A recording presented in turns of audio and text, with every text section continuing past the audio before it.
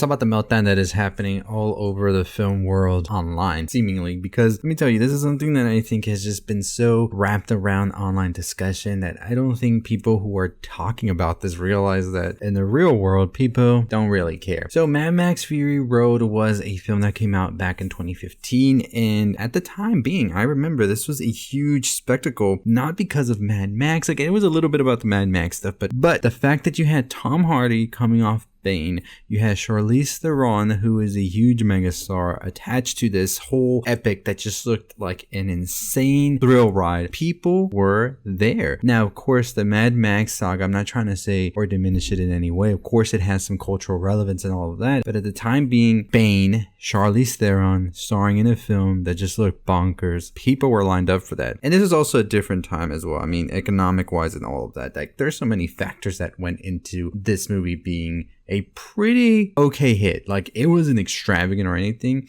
$380 million gross worldwide, about $100 million profit after the budget and all of that, right? It was okay. It was decent. It just was okay. Now, during this time, you also have to factor into the fact is that movies weren't really going out and smashing the billions and all of that. Like, Marvel was just like starting to really lean into that and really start to go on a run. And then, of course, 2019 came around and we had the Disney run that was epic with all those billion-dollar movies that year Disney had. And then, of course, we had the downfall with the pandemic and things like that in 2020, 2021. 2022, we started finding a footing. And 2023, it seemed things were getting back. And then the strikes and all of that. So now we're here, 2024. Furiosa, Mad Max Saga. Domestic opening of $25 million on a budget that is reportedly 160, 170 million. Not accounting marketing, all of that. So maybe we could say 225. The film worldwide, 58 million. Now, we know at Warner Brothers, the film might stay in theaters maybe for a couple more weeks. Like, that's the new thing, right? Like, you put the movie in the theaters, then you put it on video on demand. It's still playing in theaters, but of course, people say, well, I could just pop it on my big screen TV for like $25. My whole family of 5, 6, whatever can watch it, instead of going to the theater where we're gonna pay over $100 plus, not counting maybe some concessions and things like that.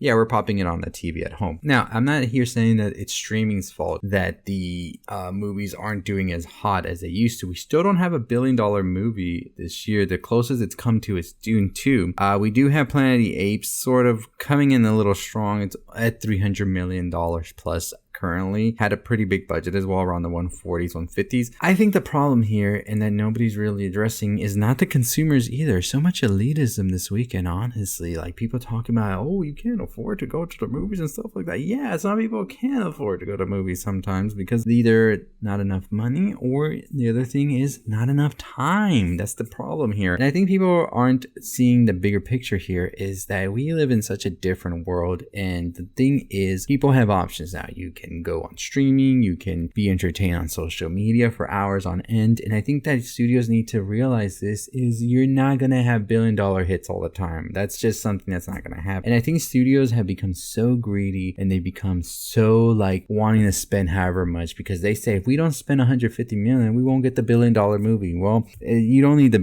billion movie sometimes. Like, it's okay. Sometimes you can just make a steady 100 million. That's the good thing about things sometimes, right? But the way that our society and everything works, you know, these companies are never going to see it that way. So they're just going to continue down this path, I feel. The thing is, these studio budgets are insane. Like, I was very worried when I saw how much Furiosa was, because when I first initially heard it was making like 30 to 40 million, I was like, oh, that's pretty good, right? Because the movie probably was around maybe tops 100 million, 80, 100 million. Like, that's something I would think Furiosa would be around to make, right? And then I see that it was like twice that much, and I was just like, how? I didn't understand that logic right there. I know it has some pretty known actors, like Chris Hemsworth is a pretty known actor, but I don't see him as that big office draw. I think Anya Taylor is a big actress, but I don't see her as that box office draw. Like, I just see them as being these actors who are getting there, or were there at one point, maybe not there all the way no more. But, you know, that's what I'm saying. Like, Thor was never like that big draw at the box office, like,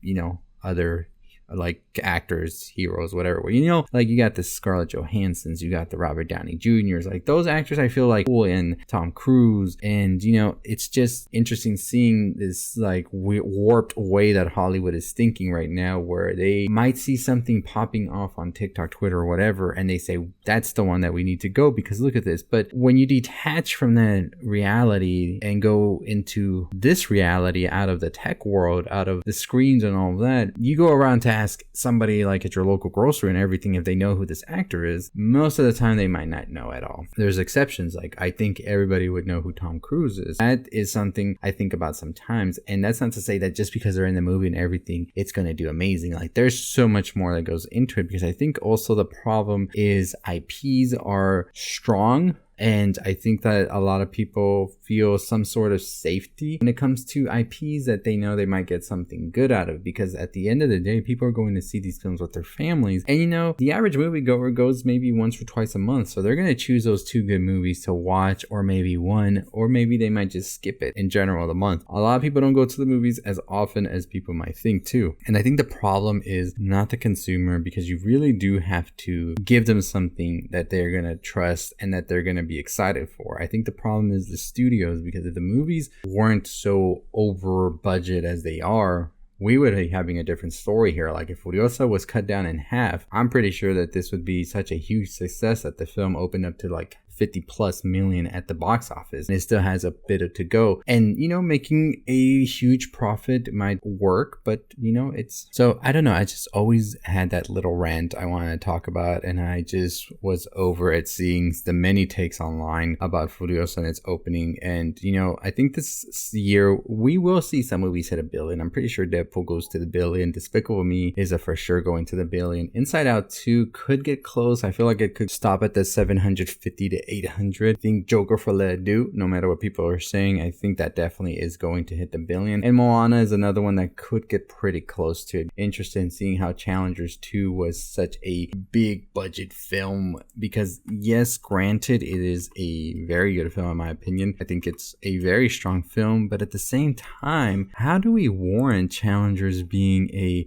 $55 million film? Like, I don't understand that one either. But like I said, studios have gotten insane. I think celebrity prices have gotten insane as well.